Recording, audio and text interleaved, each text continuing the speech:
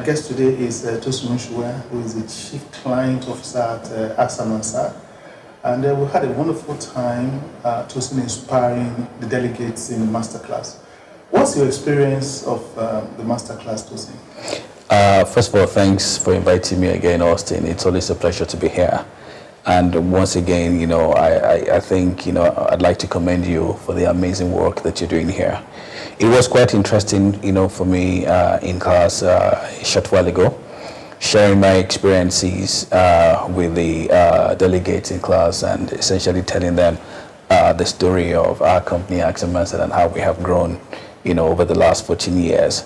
It's also interesting taking their questions, and getting their perspectives. It's always a pleasure to be here. Some of the things that came out very strongly in your share was the issue of governance and ethics. And it's difficult to convince the average Nigerian that you could do business in Nigeria without graft and still succeed. And I was very interested in the way you answered it, and I would like you to share with our viewers. Well, Austin, I think this issue of, graft and ethical standards, I think it's an issue that underpins the long-term success of organizations. You can succeed for a short while if you conform, to the culture around us, but you cannot build a sustainable, successful business. And this is what we believe, this is what we have known, for a long time.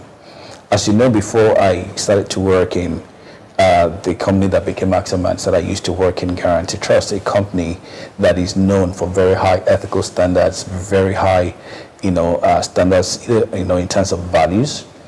And today we all look around and we see that this is Nigeria's premier bank in terms of quality, in terms of success, in terms of all the ratios you can think of. It is the best bank. And I think we need more and more models like these to show the everyday Nigerian that you can succeed by doing the right things. You can succeed by having the right values. It is difficult. It will be more difficult because you would have to do a lot more work in innovation. You'd have to do a lot more work in creating value, for your stakeholders, especially for your customers. This is what we do in AXAMansard. It's a lot easier just putting something in an envelope and going to go and give someone, but that's not really going to create value for you and for the business in the long run. What will create that value is if you spend a lot of time and a lot of effort and resources in innovating and in creating value. And for me, the most successful organizations that I see in the country that I really respect are organizations that do this. And if Nigeria is going to transform, then this is the way we need to go. We need to create more and more of these models in business, in every sector. We also need to create this even in the public sector. We need to find over time some public sector institutions that are run in this way. Maybe even one or two states that will be run entirely in this way. And I think at the end of the day, the scales will fall off, the eyes of everyone, and everyone will come to understand that this is really the most sustainable path to success. And on that thought of the public sector, a lot of companies that want to distance themselves away from graft tend to have an unwritten rule that we don't do business with the public sector. And my point is, if we isolate the public sector from good quality services, from quality organizations, then how are we going to have improvement in public sector services? I think it depends on what stage of development each company is in. I worked for a bank that when I joined the bank, we didn't do anything with the public sector, and then the rules changed 3-4 years after I joined.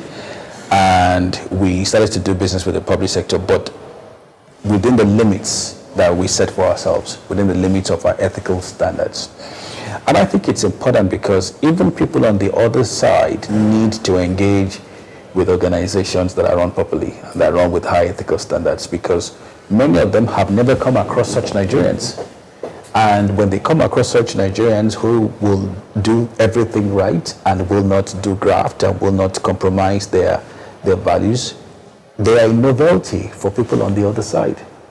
And sometimes they're a good example, and people can begin to see that maybe truly there is a life beyond, our normal practice. And I think this is how we can change the country. We need to have the good examples. So I would not necessarily advocate not doing anything with the public sector. But if you go to do business with the public sector, you have to work exceedingly hard to create some value, real value for them.